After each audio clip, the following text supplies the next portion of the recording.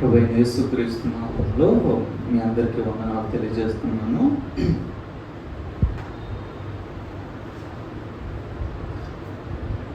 చూస్తే మనకన్నీ శ్రమలు స్టార్ట్ అయ్యాయి అనేసి అనిపిస్తూ ఉంది.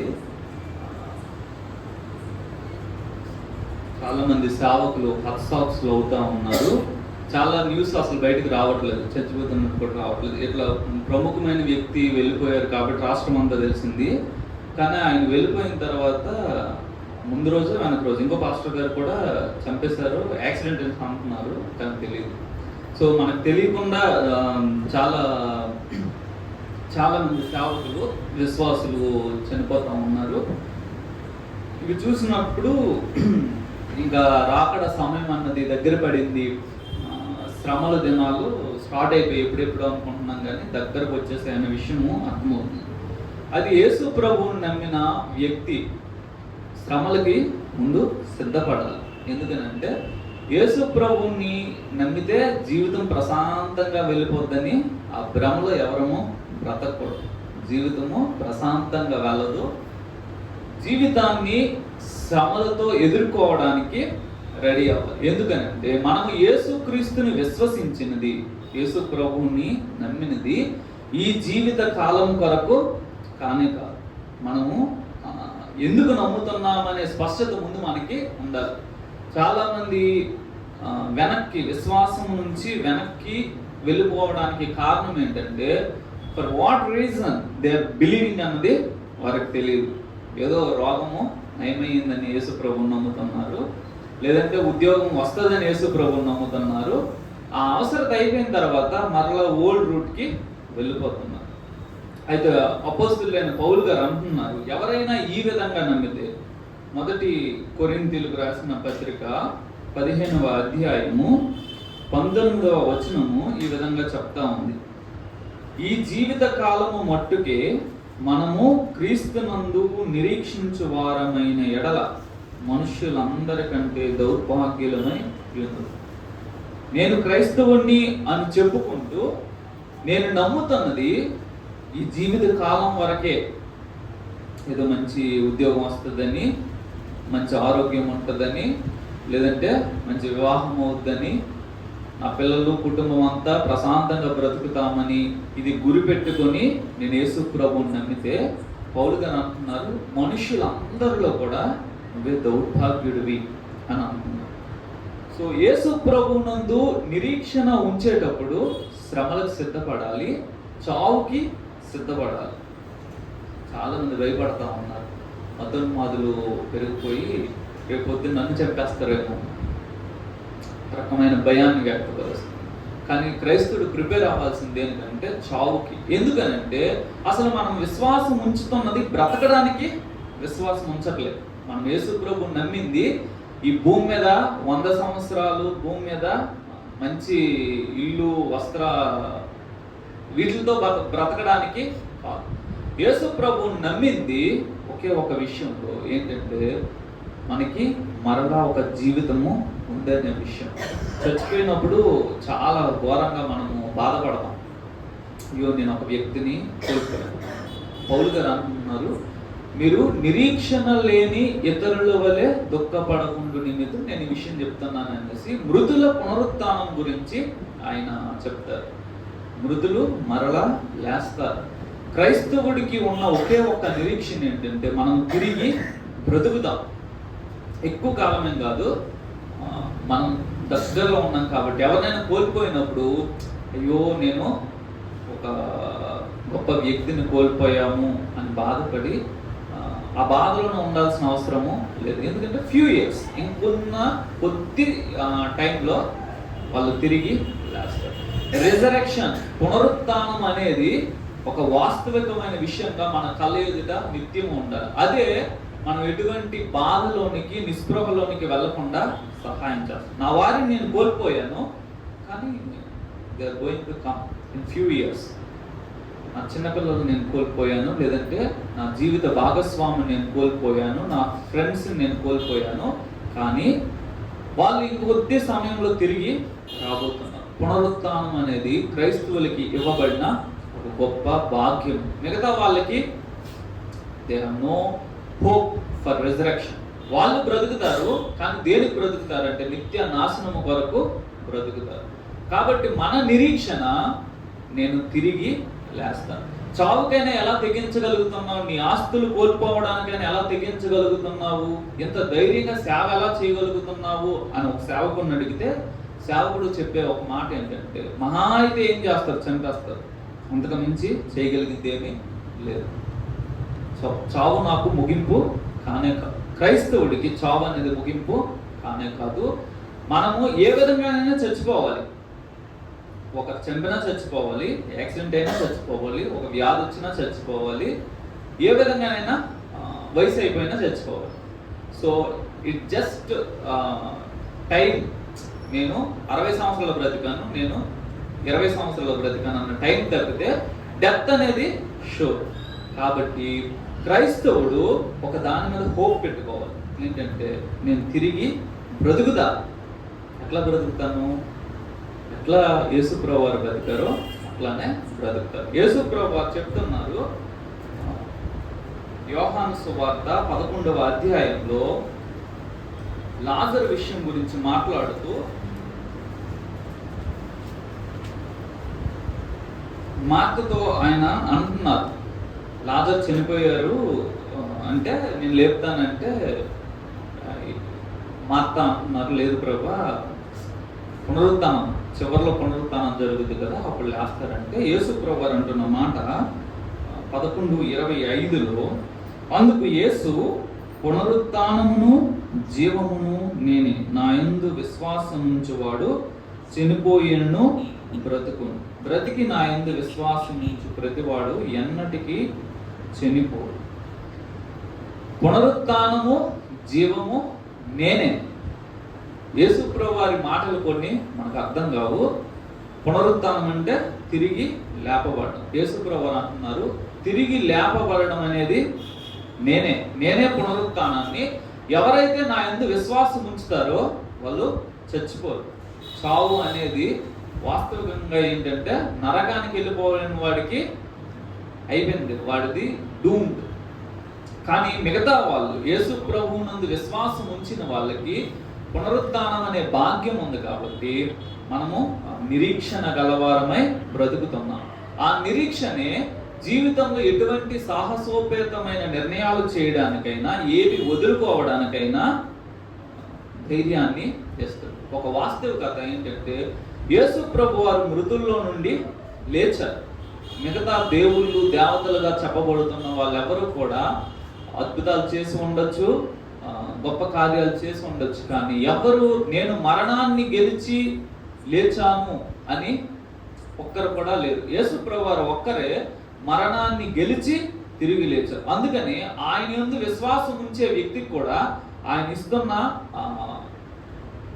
అష్యూరెన్స్ ఏంటంటే, నువ్వు నా యందు విశ్వాసం ఉంచితే నేను ఎలా తిరిగి లేచానో నువ్వు కూడా అలానే తిరిగి లేస్తావు అన్నది ఆయన చెప్తా ఉన్నారు. పునరుత్థానంలో జరిగేది ఒక గొప్ప అద్భుతము జరగబోతుంది. ఏంటి అని అంటే, ఫిలిప్పీలకు రాసిన పత్రికలో ఆయన ఈ విధంగా చెప్తా ఉన్నారు. 3:21 సమస్తమును తనకు లోపరచుకొనజాలిన శక్తిని బట్టి ఆయన మన దీన శరీరమును తన మహిమ గల శరీరమునకు సమరూపము గలదానిగా మార్చును. యేసుప్రభు వారు సమస్తాన్ని తనకు లోపరుచుకునే శక్తిని బట్టంట అంత్య దినంలో ఒక కార్యం చేయబోతున్నారు. ఏంటంటే మన మట్టి శరీరాన్ని, మన దీన శరీరాన్ని తన మహిమ గల శరీరానికి సమరూపమైనదిగా ఆయన చేయబోతున్నారు. యేసుప్రభు వారు ఎటువంటి దేహాన్ని కలిగి ఉన్నారో, యేసు ప్రభువునందు విశ్వాసం ఉంచిన ప్రతి ఒక్కరూ అదే దేహాన్ని కలిగి ఉంటారు. దేవుడికి ఉన్న దేహాన్ని వీళ్ళు కలిగి ఉంటారు. చాలా మంది ఏమనుకుంటారంటే మనం ఆత్మరూపులంగానే ఉంటామేమో అని అనుకుంటారు. రిజరెక్షన్ అయినా కూడా నేను ఒక ఆత్మగా ఉంటాను, ఆత్మరూపంగా ఉంటాను అని కొద్దిమందిలో ఉండొచ్చు. వాస్తవం ఏంటంటే అది శరీరం, యేసు ప్రభు వారు ఏ విధమైన శరీరంతో లేచారో అదే శరీరాన్ని ఆయన యందు విశ్వాసం ఉంచే విశ్వాసికి ఇస్తున్నారు. ఒక గొప్ప అద్భుతము దేవుడు ఒక క్షణంలో చేయబోతున్నాడు. ఏంటంటే చచ్చిపోతున్న వ్యక్తి లేదంటే మరణము కలిగిన శరీరానికి అక్షయతను, నిత్య జీవాన్ని ఒక్క క్షణంలో ఆయన ఇస్తున్నారు. యేసు ప్రభు వారి శరీరం గురించి మనం లూకా సువార్త 24వ అధ్యాయంలో ఒక మాటను చూస్తాము. ఆయన వారి మధ్య ప్రత్యక్షమైనప్పుడు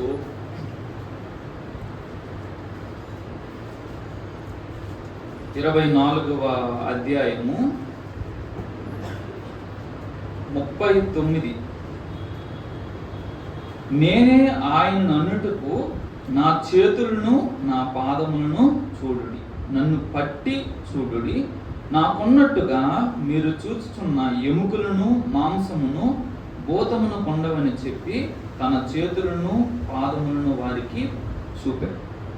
యేసు ప్రభు వారు తన చేతుల్ని పాదాలను చూపి నన్ను పట్టుకొని చూడండి, నాకు ఉన్నట్టుగా మాంసము ఎముకలు దెయ్యాలకి భూతాలకి ఉండవు. సో మనము మహిమ శరీరాన్ని ధరించబోతున్నాము. యేసు ప్రభు ఎటువంటి శరీరాన్ని కలిగి ఉన్నారో ఆ శరీరాన్ని ధరించబోతున్నాము. ఆ శరీరం యొక్క ఒక లక్షణము మనము ఇక్కడ చూస్తున్నాం. ఏంటంటే ఆ శరీరానికి మాంసం ఉంటుంది, ఆ శరీరానికి ఎముకలు ఉంటాయి. మహిమ శరీరానికి మాంసము ఎముకలు రెండు ఉంటాయి. కానీ మహిమ శరీరము ఎక్కడ ప్రత్యక్షం అవ్వాలంటే అక్కడ ప్రత్యక్షం అవుతారు, ఎక్కడి నుంచి ఎట్లా వెళ్ళిపోవాలంటే అట్లా వెళ్ళిపోతారు. ఇది మహిమ శరీరము కాబట్టి యేసు ప్రభు వారు దీన్ని మనకి అనుగ్రహిస్తున్నారు. ఇది పొందిన వాళ్ళకి యేసు ప్రభు వారు ఏ విధంగా అయితే మహిమను కలిగి ఉన్నారో వీళ్ళు కూడా మహిమను కలిగి ఉంటారు. అయితే ఒక డిఫరెన్స్ ఉంది. ఏంటంటే యేసు ప్రభు వారు ఏ మహిమను కలిగి ఉన్నారో అదే మహిమను అందరము కలిగి ఉంటాము. ఏ శరీరం కలిగి ఉన్నారో అదే శరీరాన్ని కలిగి ఉంటాము. అయినప్పటికీ కూడా ఆ డిగ్రీ ఆఫ్ గ్లోరీ అన్నది వేరీ అవుతూ ఉంటుంది. ఒక్కొక్కరికి ఒక్కొక్క స్థాయిలో అదే మహిమ ఇవ్వబడదు. ఎందుకనంటే యేసు ప్రభు వారు ఈ లోకంలో బ్రతికినప్పుడు యోహాను సువార్త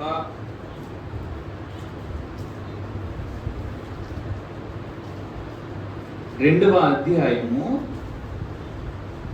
11వ వచనంలో చెప్తారు. యోహాను సువార్త 2వ అధ్యాయం 11వ వచనము, గలిలయలోని కానాలో యేసు ఈ మొదటి సూచక క్రియను చేసి తన మహిమను బయలుపరిచారు. అందువలన ఆయన శిష్యులు ఆయన యందు విశ్వాసం ఉంచారు. యేసు ప్రభువు శరీరధారిగా ఈ లోకంలో బ్రతుకుతున్నప్పుడు ఆయనకు ఒక మహిమను ఆయన ఆల్రెడీ కలిగి ఉన్నారు. ఆ మహిమను తన శిష్యులు ఎదుట చూపించారు, వ్యక్తం చేశారు. ఇదే యోహాను సువార్త 17వ అధ్యాయాన్ని మనం చూసినప్పుడు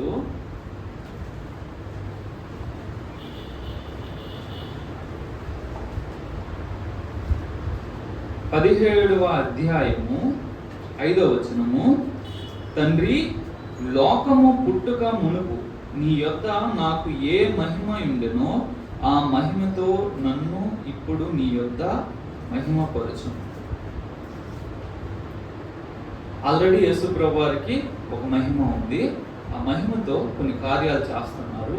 యేసు ప్రభు వారి చివరి ప్రార్థన ఏంటి? తండ్రితో అడుగుతున్నారు, ప్రభా, లోకం పుట్టక మునుపు నీ దగ్గర నాకు ఒక మహిమ ఉంది కదా, ఆ మహిమను నువ్వు ఇప్పుడు నాకు ఇవ్వు. ఆ మహిమనిస్తే నేను నీ దగ్గరికి వస్తాను. యేసు ప్రభు వారు అంటున్నారు 22వ వచనంలో, మనము ఏకమై ఉన్నలాగున వారును ఏకమై ఉండవలనని నీవు నాకు అనుగ్రహించిన మహిమను నేను వారికి ఇచ్చి తిని. యేసు ప్రభు వారు ఏం చేశారంటే తన యందు విశ్వాసం ఉంచిన వాళ్ళకి ఆల్రెడీ ఒక మహిమను ఇచ్చేశారు. ఇచ్చేసినప్పటికీ కూడా మనము మరలా మహిమను పొందబోతాము. యేసు ప్రభు వారి రూపంలోనికి, లేదంటే యేసు ప్రభు వారి శరీర సమరూపము గలదానిగా చేయబడినప్పుడు ఒక్కొక్కరికి ఒక్కొక్క మహిమను దేవుడు ఇవ్వబోతా ఉన్నాడు. యేసు ప్రభువు వారు ప్రత్యక్షమైనప్పుడు అంట, మొదటి యోహాను పత్రికలో చెప్తా ఉన్నారు, 3వ అధ్యాయము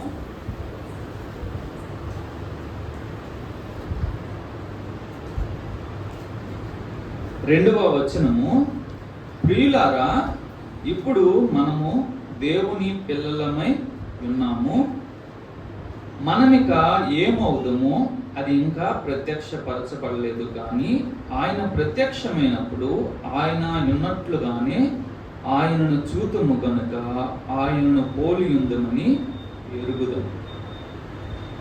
మనము ఇప్పుడున్న మన స్థితి ఏంటంటే దేవుని పిల్లలమాట. మనం ఏమవుతామో అది ఇంకా ప్రత్యక్షపరచబడలేదు. అంటే ఒక్కొక్క వ్యక్తి ఒక్కొక్క స్థాయిలోనికి వెళ్ళబోతున్నారు. ఎవరు ఏ స్థాయిలో ఉంటారు, ఏం కాబోతున్నారు అనే విషయము ఇంకా తెలియలేదు.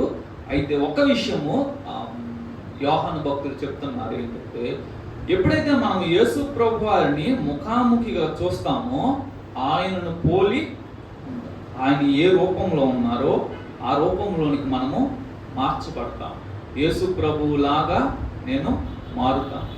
పునరుత్థానము చాలా వ్యత్యాసము కలిగినదిగా, లేదంటే ఒక్కొక్క వ్యక్తికి ఒక్కొక్క విధమైన శరీరాన్ని ఇచ్చేదిగా కనబడుతూ ఉంది.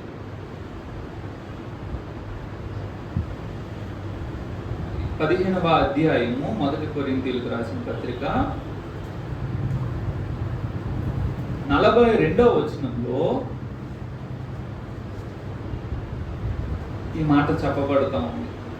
మృతుల పునరుత్థానమును అలాగే శరీరము క్షయమైనదిగా విత్తబడి అక్షయమైనదిగా లేపబడును, ఘనహీనమైనదిగా విత్తబడి మహిమ గలదిగా లేపబడును, బలహీనమైనదిగా విత్తబడి బలమైనదిగా లేపబడును, ప్రకృతి సంబంధమైన శరీరముగా విత్తబడి ఆత్మ సంబంధమైన శరీరముగా లేపబడును. మృతుల పునరుత్థానము అలాగే అని ఆ పై వచనాలనైనా రిఫర్ చేస్తున్నారు. ఎలా మృతుల పునరుత్థానం ఉంటుందంటే 39వ వచనంలో మాంసం గురించి మాట్లాడుతూ ఉన్నారు. మనుష్య మాంసము వేరు, మృగ మాంసం వేరు, పక్షి మాంసం వేరు, చేప మాంసం వేరు, మరియు ఆకాశ వస్తు రూపముల కలవు, భూ వస్తు రూపముల కలవు. ఆకాశ వస్తు రూపముల మహిమ వేరు, భూ వస్తు రూపముల మహిమ వేరు. సూర్యుని మహిమ వేరు, చంద్రుని మహిమ వేరు, నక్షత్రముల మహిమ వేరు. మహిమను బట్టి ఒక నక్షత్రమునకును మరి ఒక నక్షత్రమునకును భేదము కలదు కదా. మాంసాలు అన్ని మాంసమే, కానీ అన్ని ఒకే విధమైన మాంసము కాదు అని చెప్తున్నారు. సూర్యుడికి ఒక మహిమ ఉంది, చంద్రుడికి ఒక మహిమ ఉంది, నక్షత్రాలకి ఒక మహిమ ఉంది, కానీ అన్ని మహిమలు ఒకటి కాదు. ఆ యొక్క డిగ్రీ ఆఫ్ గ్లోరీ అన్నది మారుతా ఉంది. సూర్యుడు ఎక్కువ ప్రకాశంగా ఉంటాడు, చంద్రుడు తక్కువ ప్రకాశంగా ఉంటాడు. నక్షత్రాలు మన పాయింట్ ఆఫ్ వ్యూ నుంచి అవి చంద్రుడి కంటే కూడా తక్కువ ప్రకాశంగా ఉంటారు. మృతుల పునరుత్థానం ఏ విధంగా ఉంటుందంటే, ఒక్కొక్కరికి ఒక్కొక్క స్థాయిలో ఒక్కొక్కరు ఒక్కొక్క రీతిగా మహిమను కలిగి ఉంటారు. ఈ భూమి మీద మనము బ్రతికే జీవితాన్ని బట్టి, మనము తీసుకున్న నిర్ణయాలను బట్టి, మనము చేసిన ప్రయాసను బట్టి డిగ్రీ ఆఫ్ గ్లోరీ అనేది వేరే అవుతా ఉంటుంది. ఒక్కొక్కరికి ఒక్కొక్క రకమైన మహిమను మనము పొందుకుంటా ఉంటాం. ఈ కొరింథీయులకు రాసిన 2వ పత్రిక 5వ అధ్యాయంలో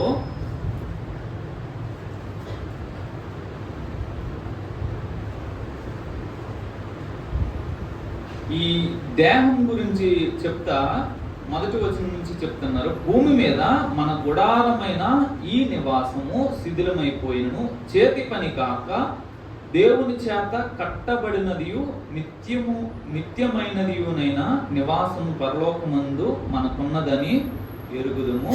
మనము దిగంబరులము కాక వస్త్రము ధరించుకొనిన వారముగా కనబడుతుంది. కాబట్టి పరలోకం నుండి వచ్చు మన నివాసము దీనిపైన ధరించుకొనని అపేక్షించు దీనిలో మూలుగుచున్నాం. మనం ఇప్పుడు ఒక శరీరంలో ఉన్నాము. ఈ శరీరము పరలోకం నుండి వచ్చే ఒక నివాసాన్ని ధరించుకోవాలి అనేసి వెయిట్ చేస్తాం. చూడండి, 2 మాటలు ఉపయోగిస్తున్నారు. మనం ఇప్పుడు గుడారంలో ఉన్నాము అని అంటున్నారు, తర్వాత మనం ఒక నివాసాన్ని ధరించుకుంటున్నాం. గుడారంలో ఉండేది టెంపరీ, కొద్ది కాలం మాత్రం ఉండేవాళ్ళు గుడారంలో ఉంటారు. అస్థిరంగా ఒక స్థలంలో ఉండకుండా మారుతూ ఉండేవాళ్ళు గుడారంలో ఉంటారు. నివాసం అనేది పర్మనెంట్గా, అందుకే రిటైర్మెంట్ అయ్యేటప్పుడు కరెక్ట్ ప్లేస్ చూసుకొని అక్కడ ఇల్లు కట్టుకుంటారు. ఎందుకు? మనం ఇంకా శాశ్వత జీవితము అక్కడ. దేవుడు ఏం చేస్తున్నాడంటే ఈ గుడారంలో ఉన్న వ్యక్తులకి ఒక నివాసాన్ని ఇస్తున్నారంట. అది దేవుని చేత కట్టబడినది. ఒక్కొక్కరికి ఒక్కొక్క రకమైన, ఒక్కొక్కరికి ఒక్కొక్క డిగ్రీలో ఆయన నివాసాన్ని ఇవ్వబోతున్నారు. మనము బంగారు వీధుల్లో ఉంటాము, దేవుని చేత కట్టబడిన ఇల్లులో ఉంటాం అన్నది వాస్తవం. కానీ ముందు నీ దేహము, దేవుడు నీకు ఇవ్వబోతున్న దేహం ఎటువంటి దేహం అంటే దేవుని చేత కట్టబడి దేవుడు ఇస్తున్నారు. ఆ 5వ వచనంలో ఒక మాట చెప్తా ఉన్నారు, దీని నిమిత్తము మనలను సిద్ధపరిచిన వాడు దేవుడే. దేని నిమిత్తము? పునరుత్థానం నిమిత్తము, లేదంటే పైనుండి వచ్చే ఆ యొక్క శరీరాన్ని ధరించుకోవడం వరకు దేవుడే మనల్ని సిద్ధపరుస్తూ ఉన్నాడు. చూడండి, నేను ఏ రకమైన మహిమ దేహాన్ని ధరించుకోవాలో నా చేతిలో లేదు, కానీ ఎటువంటి దేహము నాకు కరెక్ట్ అన్నది దేవుని చేతికి తెలుసు. దేవుడు దాన్ని నిర్మిస్తున్నాడు. అయితే నేను చేయాల్సిన ప్రయాస ఏంటంటే ఏ యొక్క దేహానికి నేను సూటబుల్లో ఆ యొక్క దేహానికి నేను ఎదుగుతా ఉండాలి. యేసు ప్రభు వారు మనల్ని తన పోలికలో మారుస్తూ ఉన్నారు. అయితే ఆయన ఇచ్చే దేహము, ఆయన ఇచ్చే మహిమ దేని మీద ఆధారపడుతుందని అంటే మనము ఎంతగా ఆయన పోలికలోనికి మారుతున్నామో అంతగా ఆయన ఇచ్చే దేహము, లేదంటే పునరుత్థానములో శ్రేష్టత అనేది ఆధారపడి ఉంటుంది. దేవుడే అందరికీ పునరుత్థానాన్ని ఇస్తున్నారు. యేసు ప్రభువుని నమ్మిన ప్రతి ఒక్కరూ పునరుత్థానము పొందుతారు. అయితే ఎవరైతే యేసు ప్రభువు సారూప్యములోనికి మారుతా ఉన్నారో వారికి మరి ఎక్కువ స్థాయిలో, లేదంటే ఉన్నతమైన స్థాయిలో దేవుడు మహిమ దేహాన్ని ఇవ్వబోతా ఉన్నారు.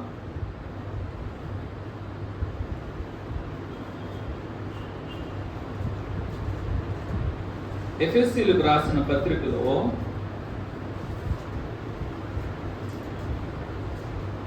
4వ అధ్యాయము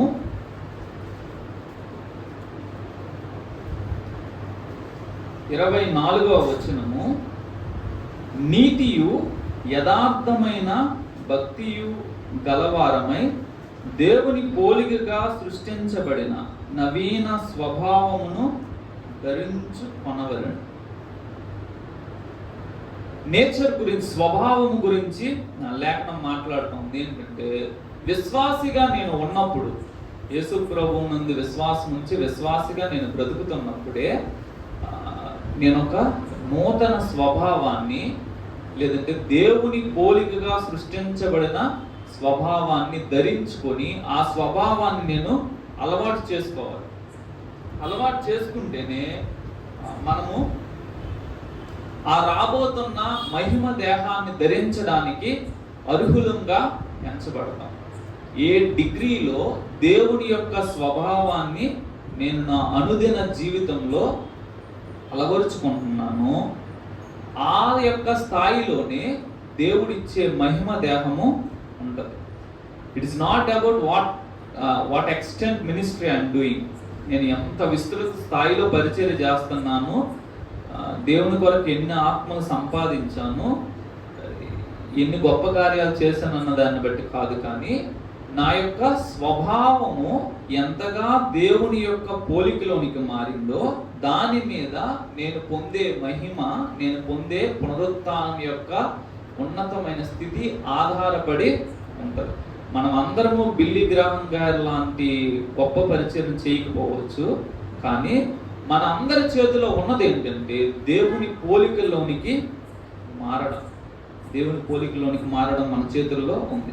దేవుడు ఎలాంటి వ్యక్తి అన్నది లేఖనాల్లో రాయబడి ఉంది. ఎందుకు బైబిల్ గ్రంథాన్ని మనం చదువుతూ ఉండాలి, ధ్యానిస్తూ ఉండాలంటే బైబిల్ గ్రంథమే చెప్పుద్ది దేవుడు ఎలాంటి వాడు అని. ఒకవేళ ఎవరైనా బైబిల్ గ్రంథాన్ని చదవకపోతే వాళ్ళకి దేవుడు అంటే ఎలాంటి వ్యక్తో దే విల్ నెవర్ అండర్స్టాండ్. దేవుడికి మనలాగా భావోద్వేగాలు ఉంటాయి, దేవుడు బాధపడతాడు, దేవుడు ఏడుస్తాడు, దేవుడికి కూడా కష్టాలు ఉన్నాయి అనే విషయము బైబిల్ గ్రంథం చదివితేనే అర్థమవుతుంది. లేకపోతే ఈ లోకస్తులు అనేటట్లుగా ఏంటంటే దేవుడు ఒక సీట్ వేసుకొని పరలోకంలో కూర్చుంటాడు, నచ్చినట్లు ఈ భూమి మీద చేసి అందరినీ కష్టాలు పెడతా ఏమి పట్టించుకోకుండా ఉంటాడు అని ఇతరులు చెప్తున్నట్లుగా ఉంటుంది. వాస్తవం ఏంటంటే బైబిల్ గ్రంథంలో మనకు తెలుస్తూ ఉంటుంది. బైబిల్ గ్రంథాన్ని చదివినప్పుడు మనకు అర్థమవుతుంది ఏంటంటే దేవుడు ఒక హృదయం కలిగిన వ్యక్తి. Is not a dictator. ఆయన నియంత కానే కాదు, ఆయన చాలా మంచి వ్యక్తి, హృదయము చాలా మంచిది. అందుకనే నేను రేపు పొద్దున్న ఆయన ప్రత్యక్షమైనప్పుడు ఆయనలాగా మారిపోతాడు. దేహం ఆయనలాగా మారుద్ది, కానీ స్వభావము దాన్ని దేవుడు చేయలేడు, దాన్ని చేయాల్సింది మనం. దేవుడు విశ్వాసము ద్వారా మనల్ని తిరిగి జన్మింప చేశాడు. అప్పటి నుంచి కూడా క్రైస్తవుడికి ఒకే ఒక గురి ఉండాలి, ఏంటంటే నేను దేవుని పోలికలోనికి, దేవుని స్వభావంలోనికి నేను మార్పు చెందుతా ఉండాలి. దేవుని యొక్క బేసిక్ నేచర్ ఏంటంటే ఆయన న్యాయాన్ని ప్రేమిస్తాడు, నీతిని ప్రేమిస్తాడు. ఆయన ప్రేమిస్తూనే ఉంటాడు, నీతి న్యాయాలని ఎక్కడ భంగం చేయడు. ఆయన ఏం చేసినా సరే న్యాయం అక్కడ భంగము కానే కాదు. దేవుడు యథార్థంగా ఉంటాడు, దేవుడు అబద్ధాలు ఆడడు, దేవుడు ఎవరిని మోసం చేయడు, దేవుడు ఎవరి మీద పగబెట్టుకోడు. శత్రువుని కూడా చాలా గౌరవంగా మాట్లాడతాడు. అపవాది దేవుని సన్నిధికి వచ్చినప్పుడు దేవుడు నువ్వు ఎక్కడి నుండి వచ్చావని చక్కగా ఎవరి మీద దేవుడి మీద తిరుగుబాటు చేసి సగం 3వ వంతుని తన వైపు లాగేసుకున్న వ్యక్తిని దేవుడు మర్యాదగా మాట్లాడుతాడు. దేవుడు అందరినీ గౌరవిస్తాడు. దేవుని స్వభావాన్ని నేను గురిగా పెట్టుకొని దేవుని స్వభావంలోనికి ఎదగడానికి ప్రయత్నము చేయాలి. మన జీవితంలో అసలు కష్టాలు ఎందుకు రావాలి అని అంటే ఒకే ఒక కారణం ఏంటంటే ఈ కష్టాలన్నిటి ద్వారా దేవుని స్వభావంలోనికి నిన్ను మనల్ని మార్చడానికి దేవుడు ప్రయత్నం చేస్తూ ఉన్నాడు. నాకు ఈ ఇబ్బందులన్నీ వద్దు ప్రభు అని అంటే దేవుడు అంటాడు సరే తగ్గించేస్తాడు, కష్టాలన్నింటినీ తగ్గించేస్తాడు. తద్వారా జరిగేది ఏంటంటే దేవుని యొక్క స్వభావంలోనికి మనము వెళ్ళడము కుదరదు. దేవుడు ఏ పరిస్థితులు గుండా వెళ్ళినప్పుడు ఆయన ఏ విధంగా తనను తాను ప్రతిస్పందించాడు, ఏ విధంగా ప్రతిస్పందిస్తున్నాడు, ఏ విధంగా కార్యాలు చేస్తున్నాడు అనే విషయాన్ని మనం ఆలోచన చేసినప్పుడు నేను కూడా అలాంటి పరిస్థితులు గుండా వెళ్తున్నప్పుడు, నా జీవితంలో కష్టమైన స్థితి గుండా వెళ్తున్నప్పుడు నేను కూడా దేవుడిలాగా వ్యవహరించడము నేర్చుకోవాలి. ఈ స్వభావం మీద దృష్టి పెట్టి నేను అనుదినము నన్ను నేను పరిశీలన చేసుకుంటూ దేవుని పోలికలోనికి నేను మారితే తప్పితే రేపు పొద్దున్న ఆ యొక్క మహిమ దేహాన్ని ధరించుకోవడము అంత సులభం కాదు. ఒకవేళ నన్ను నేను చెక్కుకునే విషయంలో లేదంటే దేవుడు నన్ను చెక్కే విషయంలో నేను దేవునికి నన్ను నేను అప్పగించుకోకపోతే జరిగేది ఏంటంటే ఒకవేళ నా యొక్క ప్రాచీన స్వభావము అలాగే ఉంచి నేను మహిమ దేహాన్ని ధరిస్తే నేనే ఇంకొక సాతాను అవుతా. అదే పాత స్వభావం ఉండి నాకేమో గ్లోరియస్ బాడీ ఇచ్చాడు దేవుడు చేయగలిగే అన్ని పనులు ఈ దేహము చేస్తాను. నేను కొంచెం ఆలోచన చేసిన అసలు గుండె పగిలిపోద్ది. ఏంటంటే దేవుడు ఇప్పుడు యేసుప్రభు వారు మాట్లాడినప్పుడు సృష్టి జరిగింది. ఎట్లా నోటితోనే కదా మాట్లాడతారు. కలుగునుగా కన్నప్పుడు కలిగింది. నేను ఇట్లా ఆలోచిస్తాను. ఇప్పుడు అదే దేహాన్ని నువ్వు ధరిస్తే, యేసుప్రభు వారి దేహాన్ని నువ్వు ధరిస్తే నువ్వు మాట్లాడినప్పుడు కూడా జరుగుతుంది కదా. ద సేమ్ బాడీ, అదే బాడీ అయితే నువ్వు మాట్లాడినప్పుడు కూడా అంటే అది ఊహిస్తేనే భయం వస్తుంది. కానీ దేవుడు ఇవ్వబోతున్న మహిమ, దేవుడు ఇవ్వబోతున్న స్థాయి అంత ఉన్నతంగా ఉండబోతుంది. మరి అంత ఉన్నతంగా ఉండబోయే స్థాయికి తగ్గట్టుగా మనం బ్రతుకు జీవితం ఉండాలి కదా. నేను న్యాయాన్ని ప్రేమించకపోతే, నేను నీతిని ప్రేమించకపోతే, లేదంటే న్యాయము నీతి నాకు ఊపిరిగా చేసుకోకపోతే, రేపొద్దు నా మహిమ దేహాన్ని ఇచ్చినప్పుడు ఇష్టానుసారంగా అంతం లేదు. ఇప్పుడు ఎక్కడంటే చెడ్డ పనులు చేస్తే దేవుడేమో మరణాన్ని ఎలవ్ చేస్తాడు. మహిమ దేహాన్ని ధరించాక అంతం లేదు. అంతం లేనప్పుడు నా స్వభావంలో మార్పు లేకపోతే దేవుడికి పెద్ద తలనొప్పి అవుతుంది. వీడు చావడు, సృష్టిని ప్రశాంతంగా ఉంచడు. అందుకనే దేవుడు ఎక్కువ ఎంఫసైజ్ దేనికి ఇస్తాడంటే, నువ్వు అంతరంగ పురుషునిలో మార్పు చెంది దినదినము నేను నువ్వు నూతన పరచు. ఇంకా సరి చేసుకోవలసిన విషయాలు ఏమైనా ఉంటే సరిచేసు. ఎందుకంటే నువ్వు ఒక ఉన్నతమైన స్థితిని పొందబోతున్నావు, ఉన్నతమైన దేహాన్ని, మహిమను పొందబోతున్నావు. అంత మహిమను భరించే, లేదంటే అంత మహిమను ధరించే శక్తి నీ స్వభావానికి ఉండాలి. అందుకని దేవుడు మనల్ని చెక్కే కార్యక్రమాన్ని పెట్టుకున్నాడు. అందుకే ఏ క్రైస్తవుడు కూడా చెప్పలేదు, నా జీవితంలో ఏ కష్టం లేదండి, నా బ్రతుకు సాఫీగా వెళ్ళిపోతుందని. No Christian can say. కారణం ఏంటంటే దేవుడు మన స్వభావాలని చెక్కడం కొరకు ఒక్కొక్కరి జీవితంలో ఒక్కొక్కరికి ఒక్కొక్క స్థాయిలో పెట్టారు. ఇప్పుడు జాబ్ కోసం ప్రయత్నిస్తున్న వ్యక్తి జాబ్ లేదంటే అదొక కష్టం అని చెప్తారు. జాబ్ ఉన్న వ్యక్తికి అడగండి, అదొక కష్టంలా చెప్తారు. అరే నీకు జాబ్ ఉంది కదా అంటే ఏం జాబ్ లేదు, తన కష్టాన్ని తను చెప్తారు. రిటైర్ అయిన వ్యక్తికి అడగండి, తన కష్టం తను చెప్తారు. ఏ స్థాయిలో ఒక్కొక్కరికి ఒక్కొక్క ఇబ్బందికరమైన పరిస్థితిని దేవుడు అనుమతించాడు. కారణం ఏంటంటే మన స్వభావాలని దేవుడు తన పోలికలోనికి చెప్తాం. శరీరానికి ఆత్మకి రెండింటికి లక్షణాలు ఉన్నాయి. శరీరానికి ఉండే అపవిత్రతను మనం కొంతవరకు వదులుకోవచ్చు. అంటే ఇప్పుడు తాగుడు ఉందనుకోండి, సిగరెట్ ఉంది, లేకపోతే ఇంకేదో హ్యాబిట్ ఉంది, దాన్ని మనం కొంతవరకు వదులుకోవచ్చు. ఎందుకు బయటికి కనిపిస్తుంది. ఇప్పుడు నేను ఒక సిగరెట్ తాగితే అమ్మో స్టీఫెన్ సిగరెట్ తాగుతున్నాడని అందరూ పక్కన పెడతారు కాబట్టి అమ్మో నేను తాగకూడదు అనేసి చేయొచ్చు. కానీ అంతరంగం విషయంలో నో వన్ సీస్. ఒక వ్యక్తి మీద నాకు పేకల దాకా పగ ఉంది, ఎవరు చూస్తారు? ఒక వ్యక్తిని నేను మనస్ఫూర్తిగా ద్వేషిస్తున్నాను, హూ విల్ సీ? ఒకరు నేను మోహిస్తున్నాను, ఎవరికి తెలుస్తుంది? No one sees. కాబట్టి నేను ఏమంటున్నానంటే బయటకు ఉండే అపవిత్రతను మనం ఈజీగా వదులుకోవచ్చు, దేవుడు సహాయం చేస్తాడు. కానీ లోపల ఉన్న అపవిత్రతను అసలు మనం అపవిత్రతగానే చూడం. లోపల ఉన్న అపవిత్రతను అపవిత్రగా చూడము, దాన్ని సరి చేసుకోవాలని అసలు ప్రయత్నమే చేయలేదు. జాక్ పూనియన్ గారు ఆయన ఎక్కువ టీచింగ్ అవుట్వర్డ్ దాని మీద ఉండదు. ఆయన మోస్ట్ ఆఫ్ టీచింగ్ అంతా కూడా ఇన్వర్డ్, నీ అంతరంగాన్ని సరిచేసే విషయంలోనే ఉంటుంది. కాబట్టి ఏంటంటే నేను అంతరంగంలో ఒకరి మీద అసూయ ఉందా, ఒకరి మీద ద్వేషం ఉందా, ఒకరంటే ఇష్టం లేదా, ఆ విషయంలో నేను సరి చేసుకుని దేవుడు ఏ విధంగా ఉంటాడో ఆ విధంగా నేను మారాలి. వీడు ప్రేమించాలంటే అందరినీ దేవుడు ప్రేమిస్తాడా? సాతాను ప్రేమిస్తాడా?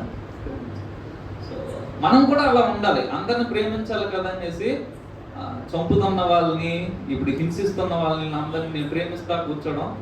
దేవుడు ఏం చేస్తాడు? నేను అది చెయ్యాలి. దేవుడు క్షమిస్తాడు. నేను ఇదంటే మళ్ళీ కాంట్రవర్షియల్గా ఉంటుంది. దేవుడు క్షమిస్తాడు, కానీ ఎప్పుడు క్షమిస్తాడు? మనం క్షమాపణ అడగాలి, మారు మనసు పొందాలి. ఇప్పుడు నేను మారు మనసు పొందకుండా క్షమించుకురవా అన్నాను, క్షమిస్తాడా? సో ఎవరైనా వచ్చి క్షమాపణ అడిగినప్పుడు బహుశా ఈ స్టాండ్ మనం తీసుకుంటే కాంట్రారీగా అనిపిస్తుంది, కానీ ఆ వ్యక్తి తను మారు మనసు పొందాలి కదా. క్షమించి అనేసి వచ్చి మళ్ళీ వెనకలు వెన్నుపోటు పొడిస్తే కాదు కదా. కాబట్టి దేవుని లాగా మనము మారాలి. ఒకరిని ప్రేమించే విషయంలో, ఒకరిని క్షమించే విషయంలో, ఒకరికి న్యాయం తీర్చే విషయంలో దేవుడు ఏ విధంగా పక్షపాతం లేకుండా న్యాయం తీరుస్తాడో మనం కూడా అలానే న్యాయం తీరుస్తాం. దేవుని స్వభావంలోనికి మనం మారాలి. ఎందుకంటే ఇప్పుడు దేవుని పిల్లలంగా ఉన్నాము, ఇప్పుడు దేవుని పిల్లలంగా పిలువబడుతున్నాము. రేపు దేవుడు ధరించిన దేహాన్ని, దేవుని పోలికని మనం ధరించబోతున్నాం. దేవుడు చేసే అన్ని పనులను మనము చేయగలుగుతాం. నేను ఈ విధంగా ఆలోచన చేశాను ఏంటంటే, ఒక వ్యక్తిని బెస్ట్గా ఎప్పుడు అర్థం చేసుకోగలము అంటే ఆ వ్యక్తి ఉన్న స్థితికి, ఆ స్థాయికి మనం వెళ్ళినప్పుడే అర్థం చేసుకోగలం. లేకపోతే ఆయన అర్థం కాదు.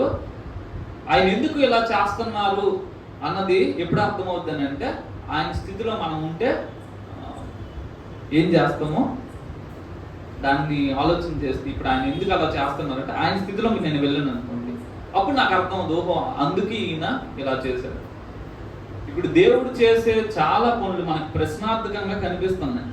ఎందుకు దేవుడు తన దాసు చచ్చిపోతున్నా ఏం స్పందించట్లేదు, అంత హింస పొందుతున్నారు, దేవుడు ఏమో సైలెంట్గా ఉన్నాడు, ఎందుకు నా జీవితంలో ఇన్ని కష్టాలు ఉన్నా సరే దేవుడు ఏమి మాట్లాడు, సైలెంట్గా ఉన్నాడు, ఇట్లాగా మనకు అనిపిస్తూ ఉంటుంది కదా. ఎందుకు ఇన్ని అన్యాయాలు జరుగుతుంటే దేవుడు ఎక్కడ స్పందించట్లేదు అని అనిపిస్తుంది కదా. ఏం చేయాలంటే, అంటే నేను అనుకుంటున్నది, దేవుడు ఏం చేస్తాడంటే ఆ సీటు కొంచెం తిరిగి, నాయన ఒకసారి వచ్చి ఇక్కడ నుండి చూడు, నువ్వు నా స్థానంలో ఉండి సృష్టిని చూడు, నా స్థానంలో ఉండి నువ్వేం చేయగలవో చెయ్యి అని ద సేమ్ సర్కమ్స్టాన్స్ అయినా ఇస్తారు. ఇచ్చినప్పుడు తెలుస్తుంది దేవుడు ఎందుకు ఈ విధంగా చేస్తున్నావు. అప్పటిదాకా మనకి అర్థం కాదు. నువ్వే దేవుడు అయితే, నేను ఒక మెసేజ్ అన్నా, నువ్వే దేవుడు అయితే ఎట్లా చేస్తావు అంటే, దేవుడు ఎందుకు ఇది చేశారంటే that is the only way, ఇంకొక వే లేనే లేదు. ఎందుకు మంచి చెట్ల తెలుగునిచ్చే ఫలవృక్షాన్ని పెట్టాడని అంటే దానికి ఒక రీజన్ దేవుని దగ్గర ఉంటుంది. ఎందుకు అలాగే చేయాలంటే దానికి ఒక రీజన్ ఉంటుంది. ఎందుకు యేసు ప్రభువుని సిలువకు అప్పగించాలి, వేరే మార్గం లేదని అంటే there is no other way, ఒకే ఒక మార్గం ఉంది, అది యేసు ప్రభువుని సిలువకు అప్పగించడం ద్వారానే మానవ జాతికి రక్షణ ఇవ్వాలి. మనము దేవుని పోలికలోనికి మారాలి అని అంటే ముందు మనం దేవుని స్థాయిలో ఉండి అసలు ఈ లోకాన్ని దేవుడు ఎలా చూస్తున్నాడు, ఎందుకు ఆయన డిలే చేస్తున్నాడు, ఎందుకు ఆయన స్పందించట్లేదు, ఎందుకు ఆయన అన్ని చూస్తా ఉన్నారు, ఎందుకు కొంతమంది మీదకి ఇమీడియట్ జడ్జిమెంట్ పంపిస్తున్నాడు, ఎందుకు కొంతమందిని ఆయన ఉపేక్షిస్తా ఉన్నాడు. ఉజ్జయేమో హెచ్చేసినదో చచ్చిపోయాడు, దావీదు ఒక తప్పు చేసి ఇంకొక హత్య చేసినా కూడా దేవుడు అంత శిక్షణ వేయలేదు, శిక్షించాడు కానీ అంత శిక్షణ వేయలేదు. ఎందుకు అట్లా అనేసి మనం దేవుణ్ణి ఆలోచన చేయాలి. ఒక విషయము, దేవుణ్ణి కార్యాలు ప్రశ్నార్థకంగా మారినప్పుడు దేవుడు అన్యాయస్తుడు కాదు అనే విషయాన్ని మనము జ్ఞాపకం చేసుకోవాలి. దేవుడు ఏం చేసినా సరే న్యాయము భంగం కానే కాదు, ఆయన న్యాయాన్ని భంగం కాకుండా చేస్తారు.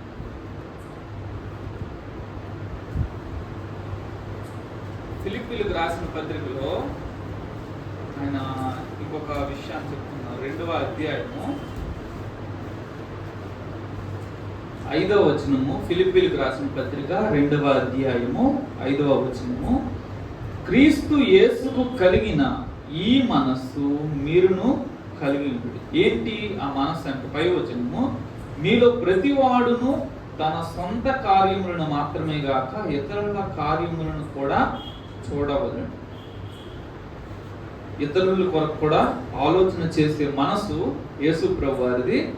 యేసు ప్రభుకి ఏ మైండ్ ఉందో ఆ మైండ్ మనము కలిగి ఉండాలి. ఆ మైండ్ని కలిగి ఉండడం కొరకు, లేదంటే ఆ యొక్క మైండ్కి తగ్గట్టుగా మన మైండ్ని సెట్ చేసుకోవాలి. యేసు ప్రభు వారు ఎలా పనిచేస్తూ ఉంటారు, ఎలా ఆలోచన చేస్తూ ఉంటారో, ఇతరుల గురించి ఆయన ఏ విధంగా ఆలోచన చేస్తారో ఆ విధంగా మన మనస్సుని ఉంచుకోవాలి. ఎందుకంటే మనం మారబోతున్నది యేసు ప్రభు వారి పోలికలోనికి, యేసు ప్రభు వారి పోలికలోనికి మారుతున్నాం కాబట్టి యేసు ప్రభు వారికి ఎటువంటి మనస్సు ఉంటుందో అటువంటి మనస్సును మనం ధరించుకోవాలి. ఆయన చూడండి, మనుష్యుల పోలికగా పుట్టి దాసుని స్వరూపాన్ని ధరించుకొని తన్ను తానే రిక్తునిగా చేసుకొని ఆయన ఆకారం ముందు మనుష్యునిగా కనబడి మరణము పొందినంతగా, అనగా శిలువ మరణము పొందినంతగా విధేయత చూపిన వాడై తన్ను తాను తగ్గించుకొనెను. సాతానుకి యేసు ప్రభు వారికి ఉన్న ఒక ప్రధాన లక్షణం ఏంటంటే ఈ ఈ సాతాను ఎక్కాలి, నేను కనిపించాలి, అందరికంటే పై నేను ఉండాలని అంటే యేసు ప్రభువారేమో నేను అందరి క్రిందకి వెళ్తాను, అందరికంటే తక్కువ, దూతల కంటే కూడా తక్కువగా యేసు ప్రభువు తనను తాను చేసుకున్నారు, ఉన్నదంతా ఖాళీ చేసుకున్నారు. ఆ స్వభావాన్ని క్రైస్తవుడు అలవాటు చేసుకోరు. భోజనాలంటే ఒక్కొక్కడు ఎవడ బాధాడు పడతాడు, కానీ నువ్వు వెనకొచ్చే వాళ్ళకి ఉంటుందని ఆలోచన ఎవరము. వాస్తవం ఏంటంటే ఇతరుల కొరకు నేను ఆలోచన చెయ్యాలి. ఉన్నప్పుడు నాకు లేకపోయినా తల్లి హృదయం ఉంటుంది కదా, పిల్లలందరికీ పెట్టి నాకు లేకపోయినా పర్వాలేదు అనుకుంటారు. అట్లా మనం అందరి విషయంలో ఉండాలి. మనం అట్లాగా మారాలి. యేసు ప్రభువారు మిగతా వాళ్ళందరి గురించి ఆలోచన చేస్తారు, తనని లాస్ట్లో పెట్టుకుంటారు. ఎక్కడైనా మన పేరు రాకపోతే, ఎక్కడైనా మన గురించి చెప్పకపోతే ముఖము చిన్నబుచ్చుకొని వెళ్ళిపోతూ ఉంటాయి. యేసు ప్రభువారు అంటారు, అందరికన్నా లాస్ట్లో నేను, అందరికంటే నేనే తక్కువగా ఉండాలి. మనం ఎలా ఉండాలంటే అందరూ వచ్చి తుడుచుకొని వెళ్తారు కదా డోర్ మ్యాట్, దాని గురించి ఎవరైనా పట్టించుకుంటారా? అయ్యో నా కాలు నువ్వు ఎంత శుభ్రంగా చేసావు, నువ్వు ఎంత మంచిదానివి అని నో వన్ విల్ సే. తుడుచుకొని వెళ్ళిపోయావు. అది ఎప్పుడైనా అడుగుద్దా, నన్ను ఎంతమంది తుడుచుకుంటున్నారు, no one is caring about me అని అంటదా? చాలా మంది డైలాగ్ అవుతుంది, నన్ను బాగా వాడుకొని వదిలేశారు. ఏంది నిన్ను వదిలేసింది? యేసు ప్రభువారి లాగా నువ్వు మారితే నువ్వు అంటావు అసలు పట్టించుకో, నిన్ను నువ్వు తగ్గించుకో. ఇప్పుడు ఎవరైనా నన్ను దూరం పెట్టారు అనుకోండి, డోర్ మ్యాట్ ఉండేది బయటే కదా, ఆ డోర్ మ్యాట్ లాంటి ఇంతవరకు కొంతమందికి ఉపయోగపడ్డాను కదా సంతోషం, ప్రభు ఇంతవరకు కొంతమందికి ఉపయోగకరంగా ఉంచావు కదా సంతోషం. Let me be that person. It will never expect recognition. Yesu ప్రభు వారు తను ఎక్కడ గుర్తింపు పొందలేదు. తను ఎక్కడ కావాలని రాజుని అవ్వాలనుకుంటే ఆయన రాజు అవ్వగలిగేవాడు. అందరూ రాజుని చేయడానికి వచ్చారు. తను ఎక్కడ మహిమను వెతకలేదు, మనుషుల నుండి వచ్చే పొగడ్తలను వెతకలేదు. ఆయన చాలాసార్లు దాక్కున్నారు, వీళ్ళు ఎక్కువ గ్లోరిఫై చేస్తున్నారని దాక్కున్నారు. ఇప్పుడు మనం ఏంటంటే ఒక సేవకుడిని రికగ్నైజ్ చేయాలి, చేయకపోతే ఆయన చిన్నపుచ్చుకుంటారు. ఒక విశ్వాసిని మనము ఏదో పేరు పెట్టి ఎట్లా పొగడాలి, లేకపోతే చిన్నపుచ్చుకుంటారు. యేసు ప్రభు వారి వ్యక్తిత్వము అది కానే కాదు. అందరికీ వెనకాతల ఎవ్వరు చూడనల్లని వ్యక్తిగా ఆయన మారిపోయారు. మనము యేసు ప్రభువు లాగా మారితే జీవితంలో సగం సమస్యలు ఉండనే ఉండవు. కారణము ఆయన ఈగో జీరో. ఎప్పుడైతే ఈగో అనేది జీరో అయిపోతుందో అసలు గొడవే లేదు. నన్ను ఎవరు పట్టించుకోలేదన్నా, ఎవరు పట్టించుకోలేదు, ఏమైపోయింది? పట్టించుకోలేదు. నన్ను ఎందుకు, నేను అందరూ పట్టించుకుంటున్నానా, నన్ను ఎవరైనా పట్టించుకోవడం? అట్లా నేను జీరో లెవెల్కి వచ్చినప్పుడు యేసు ప్రభు వారి యొక్క వ్యక్తిత్వము సంతరించుకున్న వాడిని అవుతాను. నాకు నేను ప్రాధాన్యత వెతికినప్పుడు, నాకు నేను మహిమను వెతికినప్పుడు సాతాను యొక్క స్వభావాన్ని నేను వ్యక్తము చేస్తున్నట్లు. కాబట్టి క్రైస్తవుడు యేసుక్రీస్తు యొక్క శరీరాన్ని ధరించుకోబోతున్నాడు, యేసు ప్రభువులాగా మారబోతున్నాడు. ఆయన తన దేహం ఎలా ఉందో అదే దేహాన్ని పునరుత్థానం మనకి ఇవ్వబోతున్నాడు. కాబట్టి మన చేతిలో ఉన్నది ఏంటంటే ఆయన స్వరూపములోనికి మారడం, ఆయన స్వభావ లక్షణాలను సంతరించుకోవడం. దాంట్లో నా ప్రయాస లేకపోతే దేవుడిచ్చేది నేను ధరించుకునే యోగ్యత ఉండనే ఉండదు. చివరిగా ఈ ఫిలిప్పీలకు రాసిన పత్రికలో 3వ అధ్యాయము 10వ వచనంలో ఒక స్ట్రేంజ్ థింగ్ పౌలు గారు చెప్తా ఉన్నారు.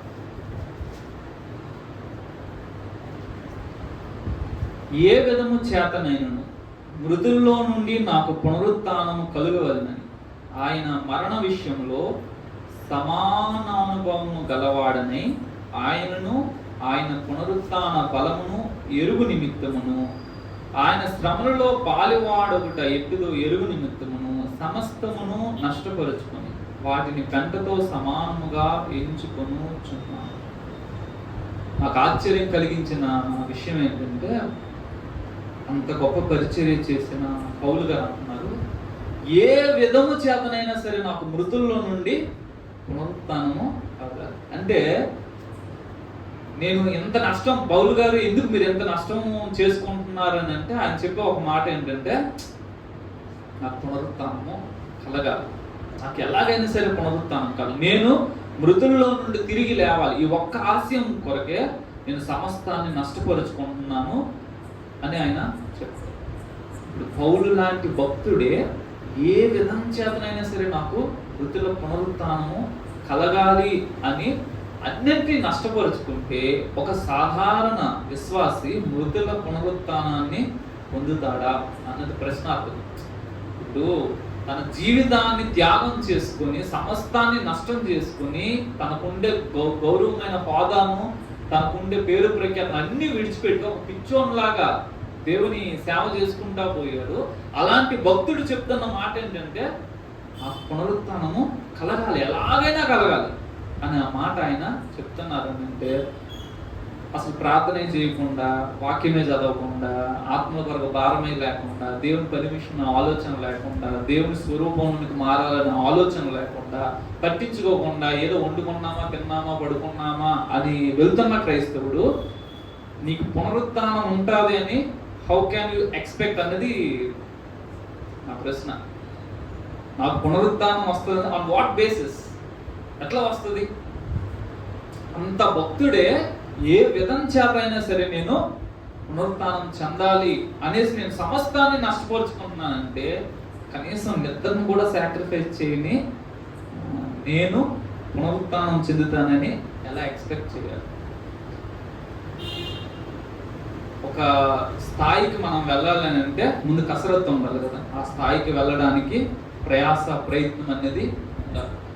మనల్ని దేవుడు ఏవో గొప్ప గొప్ప పనులు చేస్తే ఇది ఇస్తానని అనట్లేదు. ఆయన ఏమంటున్నారంటే, నీ స్వభావాన్ని నువ్వు మార్పు చేసుకో. ఈ ఉన్నతమైన స్థితిని పొందడానికి నీకు ఈ లోకపరంగా ఉన్న లాభకరమైన స్థితిని నువ్వు వదులుకోవడానికి ఇష్టపడు. మృతుల పునరుత్థానము కలగాలనే ఆ యొక్క భారము, లేదంటే ఆ యొక్క ఆశ నీకు ఉండాలి. దాని కొరకు నీ యొక్క ప్రయత్నము ఉండాలి.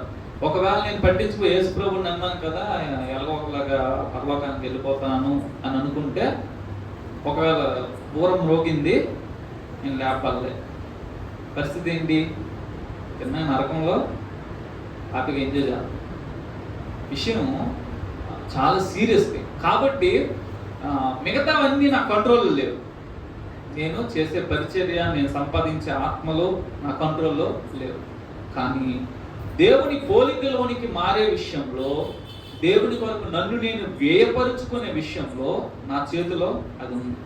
కాబట్టి శ్రేష్టమైన పునరుత్థానం పొందాలని మనం 11వ అధ్యాయము అక్కడ చూసినట్లు హెబ్రీయులకు రాసిన పత్రికలో వాళ్ళు మరి శ్రేష్టమైన పునరుత్థానం పొందాలని విడుదల పొందనోళ్ళకి యాతన పెట్టబడిరి అని శ్రేష్టమైన. కాబట్టి ఏంటంటే మనం కూడా రిజరెక్ట్ అవ్వాలి. యేసు ప్రభువుని నమ్మినంత మాత్రాన రిజరెక్షన్ ఉండదు. దాని కొరకు నువ్వు సిద్ధపడాలి. ఎందుకంటే యేసు ప్రభు వారు ఇస్తున్న మహిమ, యేసు ప్రభు వారు ఇస్తున్న దేహము ఆయనకి సమాన రూపము కలిగినది, ఆయన పోలికలో ఉన్నది. కాబట్టి ఆ స్వభావాన్ని నువ్వు సంతరించుకుంటే తప్పితే నీకు ఆ దేహము రావడము అసంభవం. గొప్ప కార్యాలు ఆ దేహం ద్వారా జరగబోతున్నాయి, చేయబోతున్నాము. కానీ ఆ దేహాన్ని ధరించుకోవడానికి ముందు ఆ పోలికలోనికి నా అంతరంగ స్వభావాన్ని దేవుడు ఒక్క క్షణకాలంలో రెప్పపాటున ఈ దేహాన్ని మహిమ దేహంగా మార్చేస్తాడు. ఒక్కొక్కరికి ఇవ్వబడిన వరుస క్రమంలో ఒక్కొక్కరిని ఆయన బ్రతికిస్తారు. ఒక్కొక్కరికి ఇవ్వబడిన డిగ్రీ ఆఫ్ గ్లోరీని ఆయన ఒక్కొక్కరికి ఇచ్చేస్తారు. కానీ అది పొందడానికి నేను చేయాల్సిన ప్రయత్నం ఒక క్షణంలో జరిగేది కాదు. నాలో ఉన్న అహంకారాన్ని, నాలో ఉన్న అహాన్ని నేను అణుచుకోవడము, లేదంటే చంపడము, నా శరీరాశలను చంపడము, నా ఆత్మలో ఉన్న ఆ చెడును అంతటిని తొలగించుకోవడం, ఆత్మలో ఉన్న కల్మషాన్ని అంతటి నుంచి నన్ను నేను పవిత్రపరుచుకోవడం సింగిల్ డేలో జరిగేది కానే కాదు. ఎప్పుడు జరుగుద్ది అని అంటే దినదినము నన్ను నేను పరీక్ష చేసుకోవాలి. దినదినము నన్ను నేను చెక్ చేసుకోవాలి. ఏ విషయంలో నాకు కోపం వస్తుంది, ఏ విషయంలో ఒక వ్యక్తి మీద అసూయ వస్తుంది, ఏ విషయంలో నేను ఒక వ్యక్తిని ద్వేషిస్తున్నా, నా ద్వేషము న్యాయమైనదా అని పరిశీలన చేసుకొని ఆ యొక్క క్యారెక్టర్ని మనమే చెక్ చేసుకొని సరి చేసుకుంటే తప్పితే ఈ మహిమ దేహాన్ని ధరించడం, పునరుత్థానంలో పాలి భాగస్థులం అవ్వడము అంత సులభమైన విషయము కానే కాదు. అందుకని మన జీవితాలను మనం పరిశీలన చేసుకుంటూ, దేవా నేను ఒకరోజు తిరిగి లేవాలి, పునరుత్థానాన్ని నేను పొందుకోవాలి, ఒకరోజు నేను మహిమ దేహాన్ని ధరించాలి, ఒకరోజు నీ మహిమలో, నీ స్వరూపంలో, నీ పోలికలోనికి మార్చబడాలి. కాబట్టి ఇప్పుడు నీ స్వభావాన్ని అంతరంగంలో నేను ధరించుకోవాలి.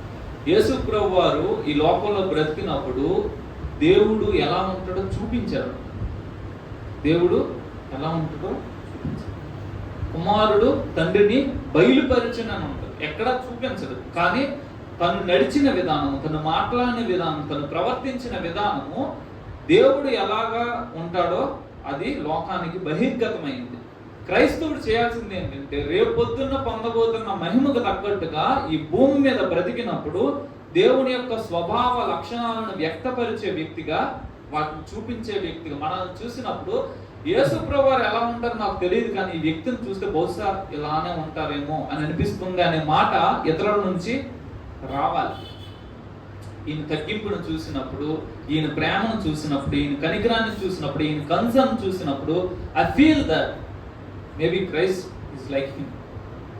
యేసు ప్రభువు వారు ఈ విధంగానే ఉంటారేమో అని ఇతరుల నుంచి ఆ సాక్ష్యాన్ని మనము పొందుకోవాలి. కాబట్టి మన స్వభావాన్ని మనం చెక్కుకునే విషయంలో ఎక్కువ శ్రద్ధను తీసుకోవాలి, దేవుణ్ణి అనుమతించాలి. ప్రభువా నన్ను చెక్కడము ప్రారంభించు, నన్ను చెక్కుతూనే ఉన్నా, కష్టం కలిగిన నష్టం కలిగిన నీ యొక్క నేచర్ ఏదైతే నవీన స్వభావం ఉందో ఆ స్వభావంలోనికి నేను మార్చున్నట్లుగా, నేను మారున్నట్లుగా, ఎదుగునట్లుగా నాకు సహాయం చేయమని దేవుణ్ణి ప్రార్థన చేద్దాం. మాట ప్రార్థన చేసుకున్నాము. జీవం కలిగిన పరిశుద్ధ తండ్రి, మీకు స్తోత్రాలు చెల్లిస్తున్నాము. ప్రభా, ఒక మట్టి దేహాన్ని మీరు మహిమతో నింపాలని ఆశపడుతున్నారు. మీ రూపంలోనికి, మీ పోలికలోనికి దేవా ఈ మట్టి దేహాన్ని మార్చాలని అంటున్నారు. ప్రభా, మీకు వందనాలు చెల్లిస్తున్నాము. మా అందరి పట్ల ఒక ఉన్నతమైన ప్రణాళికను కలిగి ఉన్నారు. దేవా, మీ సన్నిధిలో ప్రార్థన చేస్తున్నాము. ఇక్కడ ఉన్న మాలో ఎవరిని కూడా ప్రభా ఆ ఉన్నతమైన మహిమను పొందకుండా, దేవా ఆ మహిమ దేహాన్ని ధరించకుండా, మృతుల్లో నుండి పునరుత్థానం లేకుండా ఉండకూడదు. ప్రభా, మాకందరికీ ఆయన దేవా మమ్మల్ని మేము చెక్కుకొని దేవా నీ యొక్క పోలికలోనికి, దేవా నీ యొక్క నూతన స్వభావంలోనికి మేము మారడానికి మాకు సహాయం దయచేయండి. ప్రభా, మాలో ఉన్న అహంకారము, గర్వము, దేవా దురాలోచనలు, దేవా ద్వేషము, కోపము, మత్సరము, వీటన్నిటిని మేము విడిచిపెట్టి నాయన నీ యొక్క ప్రేమతత్వాన్ని మేము ధరించుకొని నాయన మేము ముందుకు వెళ్ళడానికి మాకు సహాయం దయచేయండి. మీరు మమ్మల్ని చెక్కండి ప్రభువా. మా జీవితంలో కష్టాలు, వేదనలు, కన్నీళ్ళు వీటన్నిటి ద్వారా మా స్వభావాన్ని మీరు చెక్కి మీ పోలికలోనికి మార్చమని వేడుకుంటున్నాం. మీ వాక్యము మా అందరి హృదయాలు ఫలింపచేయండి, సహాయం దయచేయండి. యేసు నామమున ప్రార్థన చేస్తున్నాము తండ్రి.